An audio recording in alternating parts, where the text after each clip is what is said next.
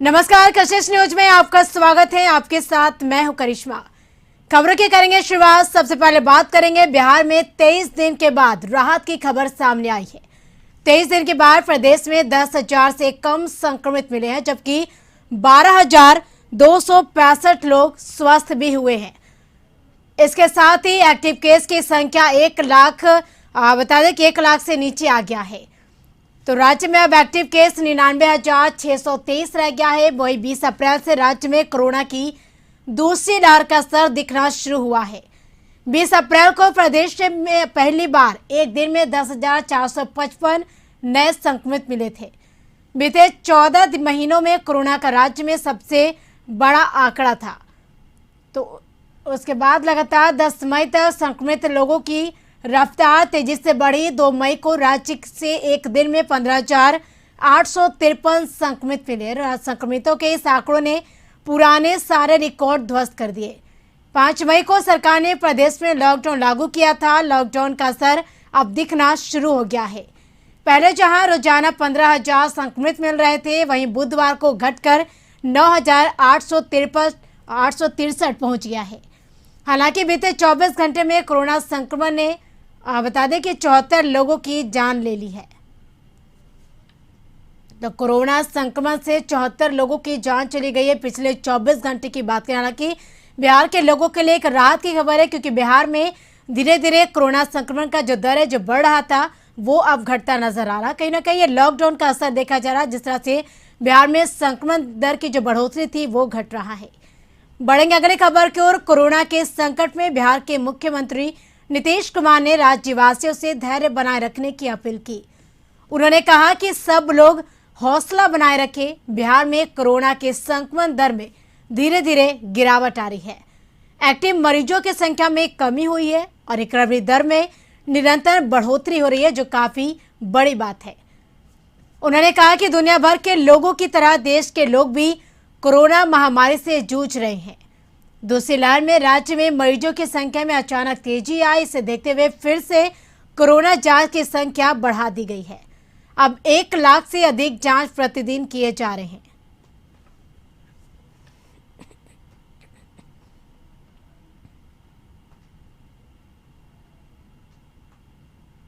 गरीब असहाय लोगों के लिए सामुदायिक किचन चलाया जा रहा। कोरोना के संकट काल में अनुशासन और हिम्मत के साथ चिकित्सकों, चिकित्सा कर्मियों, नर्सों, सफाई कर्मियों, प्रशासन और पुलिस सहित सभी कोरोना योद्धाओं द्वारा सराहनीय कार्य किया जा रहा है। कोरोना की पहली लहर का बिहार ने दृढ़ता और साहस के साथ सामना किया। इस बार भी दृढ़ इच्छा शक्ति, सकारात्मक सोच के साथ बिहारवासी कोरोना के खिलाफ इस जंग में सफल होंगे। अब बात झारखंड की करें तो झारखंड में कोरोना के 4,362 नए केस मिले, जबकि 97 लोगों की कोरोना से मौत हो चुकी है। राज्य में कोरोना संक्रमण की रफ्तार धीमी हो रही है। झारखंड में बीते 24 घंटों में 97 कोरोना संक्रमित मरीजों की जान चली गई है, जिसमें अकेले रांची से 19 मरीजों की मौत हो गई है। राज्य भर में नए मिले संक्रमितों में सबसे अधिक राजधानी रांची में 658, इसके अलावा पूर्वी सिंहभूम में 489, हजारीबाग में 434 कोरोना मरीजों की पुष्टि हुई है।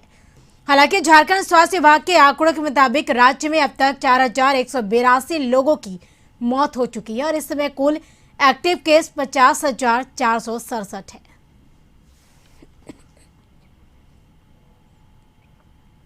बढ़ते कोरोना संक्रमण को देखते हुए झारखंड सरकार के आपदा प्रबंधन विभाग ने आंशिक लॉकडाउन यानी स्वास्थ्य सुरक्षा सप्ताह को बढ़ाने का फैसला लिया। लॉकडाउन की अवधि को बढ़ाकर 27 मई की गई सुबह 6 बजे तक कर दिया गया है।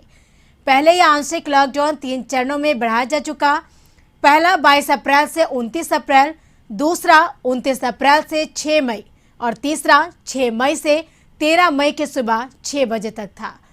और एक बार फिर से बुधवार से बड़ी अवधि में सरकार ने पूर्व के नियमों को समान तरह के बनाए रखते हुए पाबंदियों को और बढ़ा दिया है। इसमें सबसे प्रमुख इंटर स्टेट और इंटर डिस्ट्रिक्ट बस संचालन बंद करने पर है और शादी समारोह में सिर्फ 11 लोगों के शामिल होने के निर्णय है। अनिवार्य सेवाओं को छोड़कर सभी दुकानें आगामी 27 मई तक दोपहर 2 बजे ही खुलेंगी। अधिक जानकारी के लिए रांची से हमारे संवाददाता संदीप जुड़ चुके हैं हमारे साथ लाइव चैट पे। संदीप, एक बार फिर से झारखंड में बढ़ते कोरोना संक्रमण को देखते हुए मिनी लॉकडाउन की अवधि है वो बढ़ा दी गई। 27 मई तक लॉकडाउन की अवधि बढ़ाई गई। किन किन नियमों के तहत यह लॉकडाउन की अवधि बढ़ाई गई है? राज्य सरकार ने कोरोना से रोकते हुए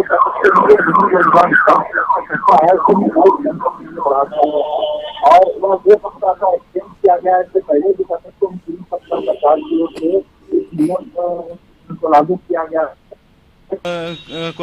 गया था। रही वजह है कि झारखंड में अब जो कोरोना का जो संक्रमण है वह घटता दिख रहा है। पहले यदि 24 घंटे की बात करें तो लगातार 24 घंटों में लगभग 7 से 8 हजार संक्रमित मरीज सिर्फ झारखंड में मिलते थे और यह आंकड़ा अब घटकर लगभग 4,300 तक पहुंच गया है। वहीं कोरोना संक्रमण से जो मौतें हो रही थी वह भी काफी अधिक थी। 130 से 150 तक प्रत्येक दिन यह आंकड़ा जा रहा था, जो अब घटकर 100 से नीचे, यानी पिछले 24 घंटे की बात करें तो 97 लोगों ने कोरोना से अपनी जानें गंवाई है।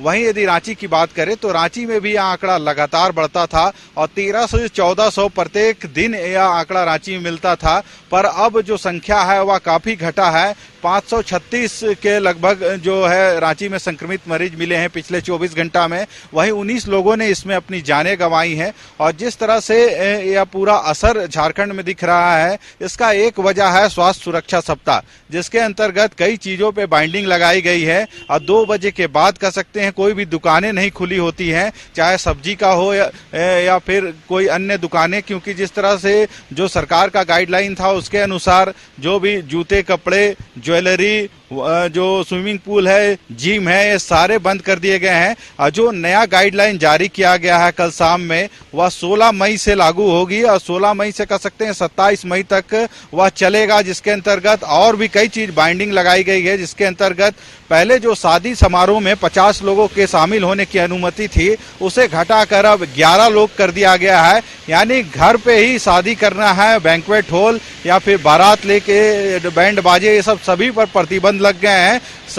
शादी समारोह में भी सिर्फ अब 11 लोग शामिल होंगे। वहीं जो श्राद्ध कर्म होते थे उसमें भी पहले 30 लोगों की अनुमति दी जाती थी, पर उसे भी अब घटाकर 10 से 11 लोग के बीच में कर दिया गया है। वहीं सभी स्कूल, कॉलेज, शिक्षण संस्थानें, कोचिंग सेंटर सारे 27 तक पूर्णतः बंद कर दिए गए हैं। वहीं एक सरकार ने गाइडलाइन और भी जारी किया है कि अब दूसरे राज्य या फिर दूसरे देश से जो भी लोग झारखंड पहुंचेंगे उनको कम से कम 7 दिन होम क्वारंटाइन में रहना होगा, उसके बाद ही वे अपने घरों से बाहर निकल सकते हैं। वहीं शहरी क्षेत्र के अलावे ग्रामीण क्षेत्रों की भी बात करें तो ग्रामीण क्षेत्र में भी संक्रमण ना बढ़े, इसके लिए सरकार ने जो वहाँ के जो मुखिया हैं, पंचायत सेवक हैं, उनको भी जागरूक करने की कोशिश कर रहे हैं ताकि जो संक्रमण है वो गांव तक नहीं पहुंचे, क्योंकि गांव तक यदि संक्रमण पहुंचेगी तो स्थिति भयावह हो सकती है, क्योंकि गांव में उस तरह की जो सुविधाएं हैं या फिर स्वास्थ्य सुविधाएं हैं वह नहीं मुहैया हो पाती है। लोगों को जागरूक भी करना एक अहम रोल है सरकार की। यही वजह है कि राज्य में जो ग्रामीण इलाके हैं वहां डीसी लगातार कर सकते हैं वीडियो कॉन्फ्रेंसिंग के माध्यम से मुखिया, पंचायत सेवकों के साथ भी बैठक कर रहे हैं ताकि जो संक्रमण दर है उसे रोका जाए। और जिस तरह से पिछले 15 दिन के बाद जो रफ्तार अब संक्रमण का घटा है, तो कहीं ना कहीं इसका एक वजह है कि जो सोशल डिस्टेंसिंग या फिर जो स्वास्थ्य सुरक्षा सप्ताह सरकार की ओर से मनाई जा रही है उसमें जो गाइडलाइन जारी किए गए हैं, एक खास वजह है कि लोग अब कम संक्रमित मिल रहे हैं और जो मौत का आंकड़ा है वह भी कम देखने को मिल रहा है। जी, इस समय तक मिनी लॉकडाउन की अवधि है वो बढ़ा दी गई। हालांकि पहले की तरह ही नियम है, लेकिन कुछ नियमों में चेंज किए गए। यानी कहा जाए तो शादी समारोह में 11 लोगों के शामिल होने की अनुमति है, साथ ही बसों के परिचालन पर रोक लगा दी गई है। फिलहाल खबरों में आगे बढ़ेंगे। पटना से खबर, चार रुचि की शिकायत पर मामला दर्ज किया गया है। पत्रकार नगर थाने में मामला दर्ज किया गया है। तो बता दें कि राजेश्वर अस्पताल के डॉक्टर और कर्मचारी के खिलाफ मामला दर्ज हुआ। पुलिस ने जांच शुरू की है। रुचि रोशन के बयान के दर्ज पर पुलिस ने जांच शुरू की है। तो पत्रकार नगर थाने में FIR दर्ज हुआ है। रुचि रोशन की शिकायत पर यह मामला दर्ज किया गया है।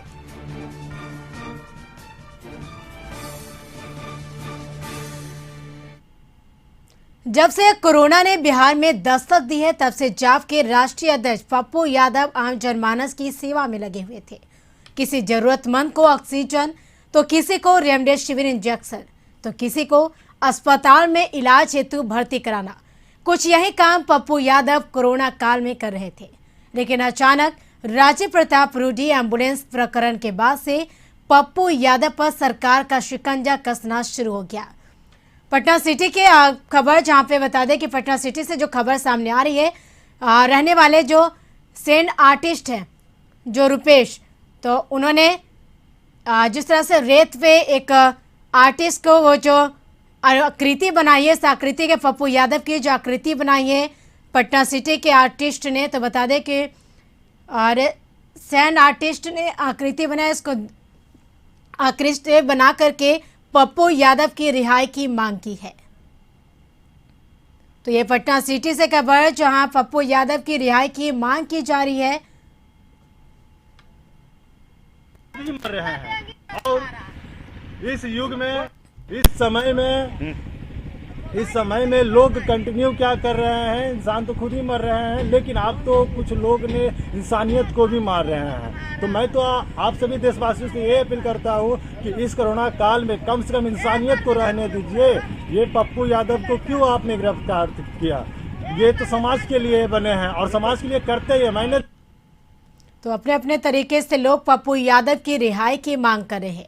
तो पालीगंज से खबर, जो कशिश न्यूज की खबर का असर हुआ। पालीगंज में दोनों पदाधिकारियों के गायब रहने की खबर को 6 मई को कशिश न्यूज ने प्रमुखता से दिखाई थी।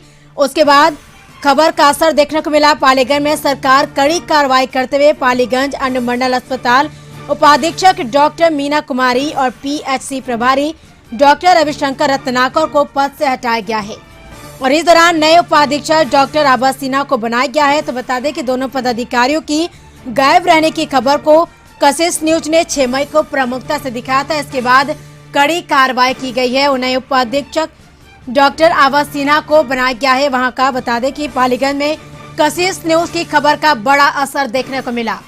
सरकार कड़ी कार्रवाई करते हुए पालीगंज अनुमंडल अस्पताल उपाधीक्षक डॉक्टर मीना कुमारी और पीएचसी प्रभारी डॉक्टर रविशंकर रत्नाकर को पद से हटाया गया है। नए उपाधीक्षक डॉक्टर आबा सिन्हा को बनाया गया है। तो बता दें कि पालीगंज में कशिश न्यूज का खबर का असर हुआ, निरीक्षण करने गए और इस दौरान दोनों पदाधिकारियों के गायब रहने की खबर आज सामने आई थी, जहां 6 मई को कशिश न्यूज ने इस खबर को प्रमुखता से दिखाया था। उसके बाद सरकार की तरफ से बड़ी कार्रवाई की गई है।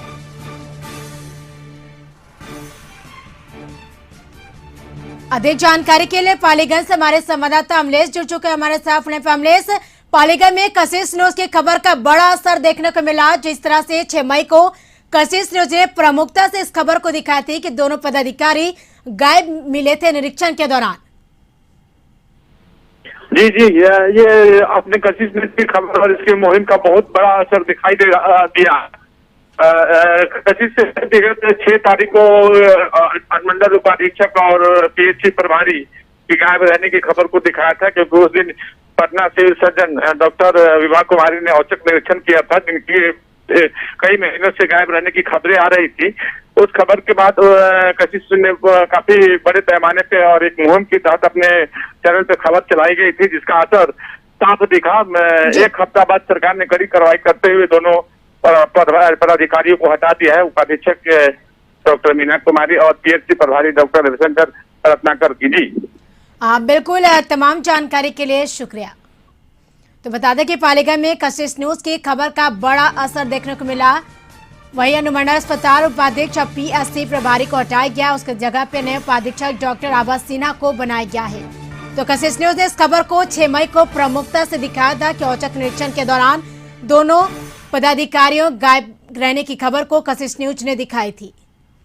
बढ़ेंगे अगली खबर को। देश के पश्चिमी तट में सप्ताह के अंत तक बता दें कि और पश्चिमी घाट पर टकरा यानी 2021 का पहला, और बता दें कि साइक्लोन दस्तक दे सकता है और पश्चिमी भारत के मौसम विभाग ने पूर्वी तटवर्ती अरब सागर के ऊपर तैयार हो रहे संभावित साइक्लोन को लेकर भविष्यवाणी की है।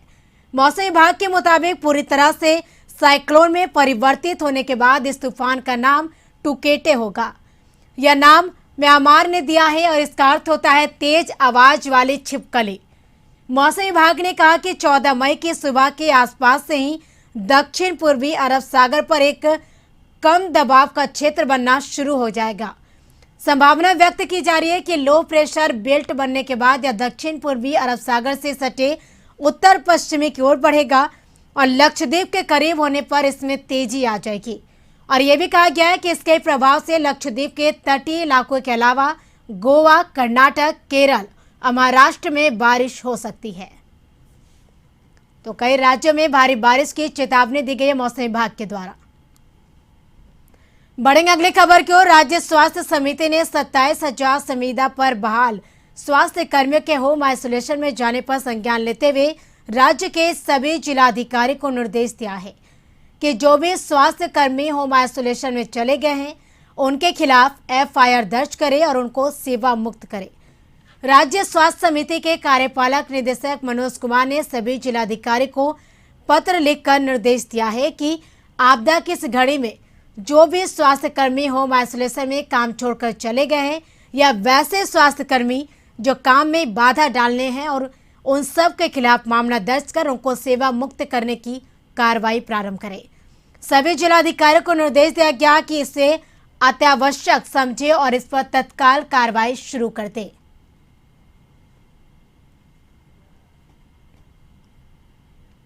तो मोतिहारी से खबर, जवान बेटे का शव अपने कंधे पर ढोने से बड़ा इस दुनिया में कोई बोझ नहीं है। इस वेदना में गलियों के बता दें कि गालियों के रूप में इस बुजुर्ग मां के मुंह से निकलती बोझ कौन उठाएगा।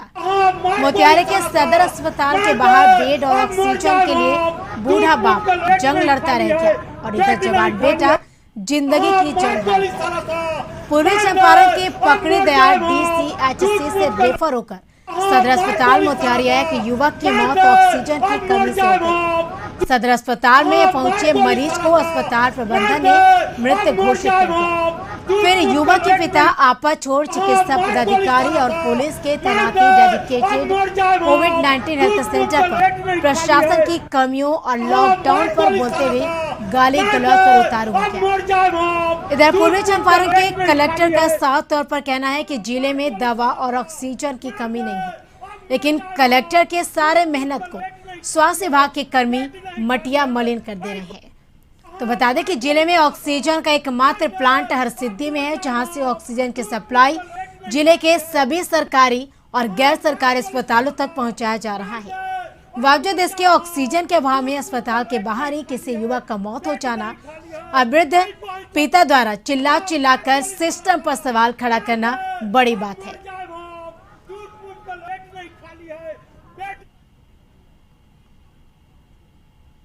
इसलिए बेतिया और मोतिहारी का टैगिंग अलग अलग जिलों से किया गया है, यथा मुजफ्फरपुर, गोपालगंज और समस्तीपुर। वहाँ से हमको ऑक्सीजन सप्लाई मिल रहा है। ऑक्सीजन कॉन्सेंट्रेटर्स भी हमारे पास है, तो जिनको पेशेंट को हम दे रहे हैं, तो ऐसे कोई पैनिक होने की ज़रूरत नहीं है। यहाँ HPCL की टीम और IOCL की टीम, जो प्रोफेशनल लोग हैं, वो यहाँ पे है। बेगूसराय में दो पक्षों में विवाद के बाद एक पक्ष के लोगों ने थाना पर जमकर हंगामा किया। NH 31 जाम कर दिया और बता दें कि भीड़ उग्र हो गई और पुलिस पर पत्थरबाजी शुरू कर दिया। जवाब में पुलिस ने भी रोड़ेबाजी करते हुए भीड़ पर लाठी चार्ज कर NH को खाली कराया। सिंगौल थाना क्षेत्र के विनोदपुर गांव में 3 दिन पूर्व एक ट्रैक्टर से एक व्यक्ति को ठोकर लग गई थी, जिसके बाद ग्रामीणों ने ट्रैक्टर को पकड़कर मुआवजे की मांग की थी। आरोप है कि जिसके बाद ट्रैक्टर मालिक दबंगों ने पुलिस में शिकायत दर्ज करा दी, जिसके बाद पुलिस देर रात विनोदपुर गांव पहुंची और दर्जनों लोगों के साथ गाली गलौज कर मारपीट की। इस घटना के विरोध में सैकड़ों की संख्या में विनोदपुर के लोग थाना पहुंचकर पुलिस के खिलाफ हंगामा शुरू किया। लोगों का आरोप था कि पुलिस दबंगों से मिलकर गरीब लोगों के साथ गाली गलौज की और मारपीट की। हालांकि कई घंटे बाद भीड़ उग्र हो गई और जिसके बाद पुलिस पर रोड़ेबाजी कर दी गई। जवाब में पुलिस ने भी रोड़ेबाजी की और जमकर लाठीचार्ज कर जाम को खत्म कराया। लड़ाई किसी और के साथ हुआ, अब पब्लिक कलर प्रशासन आया, दरवाजा तोड़ के पूरे सबको दरवाजा तोड़ के एक औरत, बच्चा, बूढ़ा सबको पीटा। पुलिस था, नक्सलाइट पार्टी था और तमाम आदमी था, मुखिया जी। पैसे खा के और 70-80 आदमी आके पूरे ग्रामीण को मारा है और प्रेग्नेंट लेडीज और घर में घुस के एक लेडीज को गंदा गंदा गाली दिया है, बच्चा को मारा है। क्या ऐसे पुलिस प्रशासन होते हैं? कुछ लोग के द्वारा सड़क जाम कर दिया गया था, जिसे समझा जाकर हल्का सा बल करके जाम में जो करवा दिया गया। अब हम स्थिति सामान्य है और सबका जांच। पटना सिटी से खबर, बिहार में लगातार कोरोना संक्रमित मरीजों की संख्या बढ़ती जा रही। मुख्यमंत्री नीतीश कुमार ने बिहार में संपूर्ण लॉकडाउन लगा दिया। इसके बावजूद भी राजधानी पटना के सब्जी मंडियों में सोशल डिस्टेंसिंग का पालन लोग नहीं कर रहे, जिससे कोरोना वायरस महामारी और बढ़ सकती है।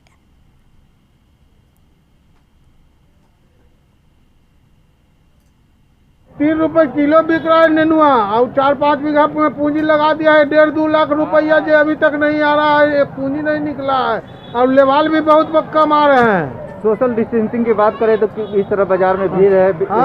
कैसे बीमारी से महामारी से बचा जा सकता है? महामारी से बचा जाए कि दूरी बना के रखेंगे तब। पुणे में तकनीकी कारणों के कारण ऑक्सीजन प्लांट खराब होने की वजह से वहां के दर्जनों नर्सिंग होमों में ऑक्सीजन की किल्लत हो गई थी।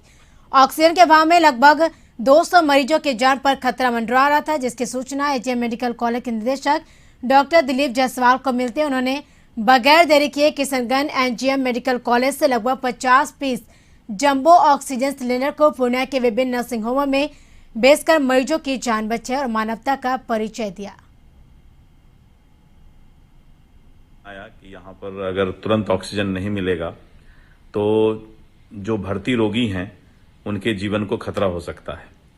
जिला प्रशासन के द्वारा भी काफी प्रयास किया गया, भागलपुर से भी कोशिश किया गया वहां से भी ऑक्सीजन मंगाया जाए, लेकिन तत्कालीन अगर ऑक्सीजन नहीं मिलता तो करीब 200 रोगी को जान खतरे पर जा सकता था। तो मैंने अपनी जिम्मेवारी समझी और किशनगंज से जो माता गुजरी मेमोरियल मेडिकल कॉलेज है, यहां से हमने करीब 50 जंबो सिलेंडर ऑक्सीजन तुरंत पूर्णिया को उपलब्ध कराया और सभी अस्पताल में उस सिलेंडर को उपलब्ध करा दिया गया। इसके साथ खबरों में फिलहाल इतना ही। आगे बिहार झारखंड की तमाम खबरों के लिए आप देखते रहिए कशिश न्यूज। नमस्कार।